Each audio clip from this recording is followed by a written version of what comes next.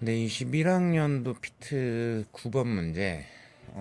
요거는 사실은 이제 좀 많이 보지 못하는 유형이어서, 왜냐면 이제 약간의 포인트가 도르래가 움직이죠. A하고 함께. 그죠? 그러니까 도르래가 사실상 A의 일부죠. A에 딱 고정되어 있잖아요. 그죠? 보통은 이제 도르래는 고정시켜 놓고 도르래에 이렇게 연결되어 있는 물체들이 운동을 하고 뭐 이런 상황들을 우리가 많이 다루는데, 요거를 이렇게 찾는 게 약간은 좀 어렵습니다. 그러니까 A의 일부다 사실상 도르래가. 그 부분을 알아야 여기가 정리가 좀 돼요. 자, 어쨌든 F가 F1이 되는 순간에 그때 A가 등속도 운동을 한다라고 되어져 있거든요. 자, 그럼 A의 운동은 뭐 어쨌든 그 면에 대한 방향이 될 거고, 이게 뭐지? 이게 가능한가? 이럴 수도 있을 것 같아요. 왜냐면 마찰이 없는 수평면이라고 그랬거든요. 그죠? 가능합니다. 그러니까 요 F에 대항해서 A의 반대 방향으로, 그럼 이제 F1이라고 그랬으니까 F1의 크기가 A에 작용을 하게 되면 R자임이 0이 돼서 등속도 운동을 할 수 있죠. 어쨌거나 문제의 핵심은 등속도 운동을 했다라고 했기 때문에 R자임이 0이다라는 걸 찾아야 돼요. 근데 지금 누구에 대해서? A에 대해서. A가 등속도 운동을 한다라고 얘기를 했으니까. 뭐 요거까지도 체크했다고 하시더라도 많이 이제 하실 수 있는 실수가 뭐냐? 그러면 A가 C를 밀 거고 C가 A를 미니까 작용 반작용에 의해서, 그럼 C가 A를 미는 힘에 의해 가지고 A에 작용한 R자임이 0인가 보다. 이런 생각을 또 하실 수도 있거든요. 근데 만약에 C가 A를 밀게 되면, 즉 C가 A에 작용하는 힘이 있게 되면 반작용으로 A도 C를 밀지요. 그러면 C는 Y방향은 일단 모르겠고 X방향으로 C가 R자임이 있어요. 그죠? 그러면 C가 X방향으로 등가속도 운동을 하게 돼요. 그죠?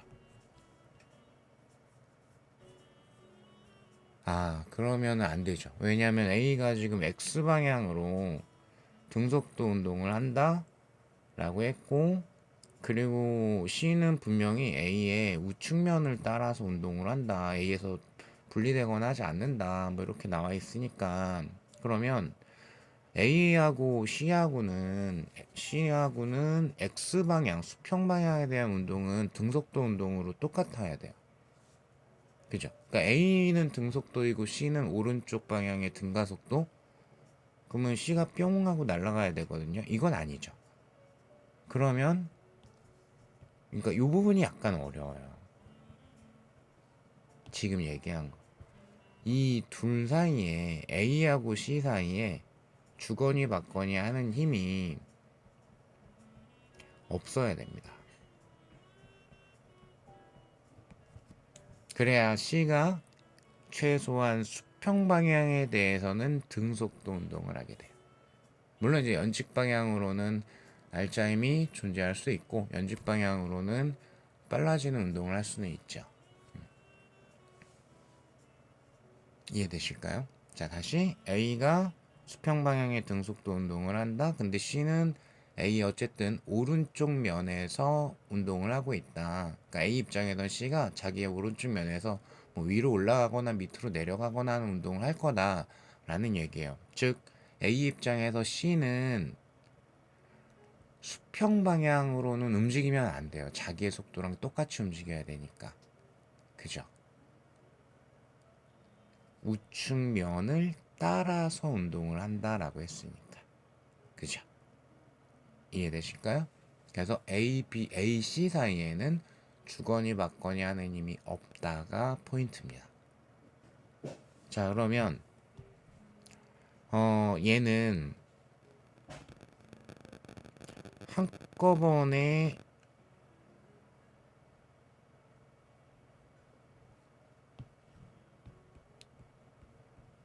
표현을 할 수가 없네요.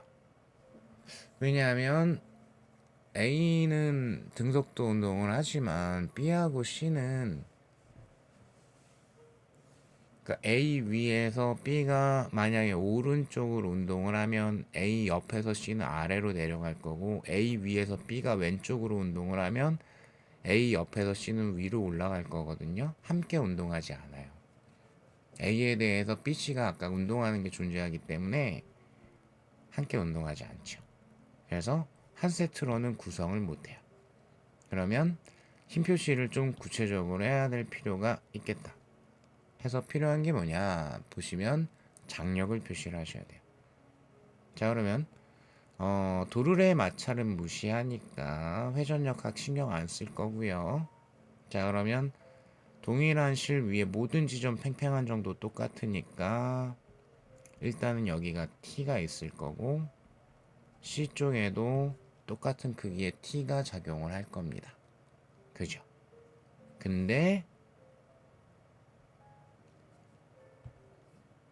도르래는 A의 일부니까,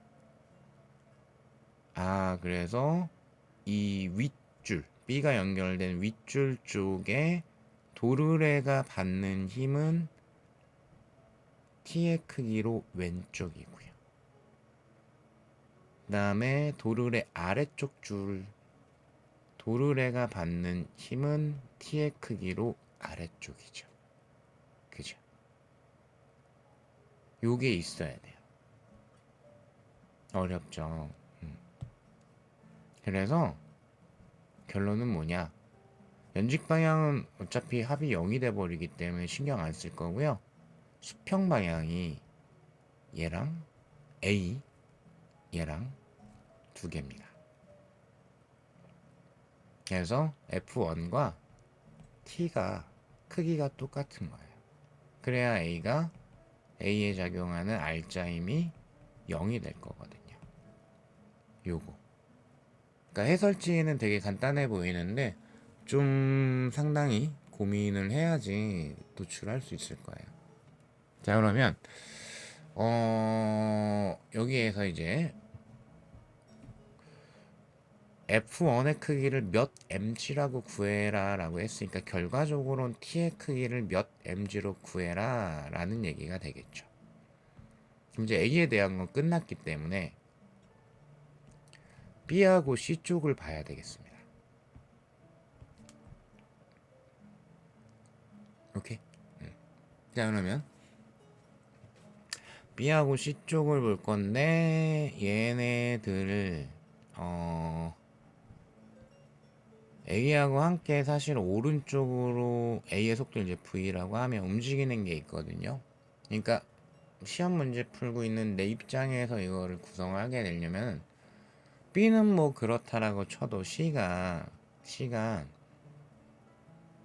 예를 들어서 아래로 내려가고 있었으면은 오른쪽으로 A하고 함께 움직이는 것도 있기 때문에 이런 식의 운동 성분이 돼요. 그래서 이러면 복잡해집니다. 그래서 BC의 운동은 어떻게 할 거냐면 A가 관찰하는 걸로 간주를 할 거예요. 즉 A 위에서 뭐 아니면 A 자체가 보고 있다라고 생각을 했을 때, 그러면은 모든 물체는 자기를 기준으로 하게 되면 자기는 멈춰 있는 거기 때문에 BC의 X 방향의 A만큼의 속도는 신경을 안 써도 돼요. 그러니까 A 입장에서 보는 거죠. 그럼 이제 우리가 많이 봤었던 이런 유형이 되는 거죠. 수평면에 뭐 물체가 있고 네, 연직 방향에 C가 연결되어 있고 이런 방향으로 가속도가 나오겠는데 이런 식으로. 그죠? 그럼 거기에 대한 운동 방정식을 써볼게요. 자, 그럼 이제 A 입장에서 봤을 때는 BC가 함께 운동을 하기 때문에 한 세트로 운동 방정식을 표현을 하겠습니다. 자, 그러면 전체적으로는 C의 중력 mg가 운동을 일으키는 힘이죠. 그러면 mg가 총질량 3m 곱하기 가속도. 따라서 가속도의 크기가 3분의 1g가 되죠. A가 본다 라고 가정을 했을 때. 이해되실까요? 자, 그러면 가속도가 A 입장에서 3분의 1g가 나오고요. 그럼 A가 봤을 때 B는 A 입장에서 B를 바라봤을 때는 B는 오른쪽 방향으로 3분의 1g가 나오는 거고, A가 바라봤을 때 C는 연직 아래쪽 방향으로 지금 R자인 방향이 이런 식으로 형성이 되니까 3분의 1g가 되는 거죠. 그죠? 그래서 누구를 선택을 할 거냐? 이걸 선택을 할 겁니다. 즉 A가 C를 보던 내가 C를 보던 Y방향은 똑같습니다. A는 X방향으로만 움직이니까. 그죠? 그러면 B 같은 경우, B란다. C 같은 경우에는 장력이 있고 mg가 있는데 가속도가 3분의 1g로, 즉 3분의 1mg의 R자임이 연직 아랫방향으로 있게 돼요. 그죠? 따라서 T의 크기가 3분의 2mg가 됩니다. T를 구하기 위해서 이런 일련의 과정이 좀 필요했던 거예요. 그래서 요거는 제가 별표 표시를 2개인가로 해놓은 것 같긴 한데 상당한 추론이 좀 있어야 가능한 문제였던 거예요. 그래서 답은 3분의 2mg가 되겠죠. 자, 수고하셨습니다.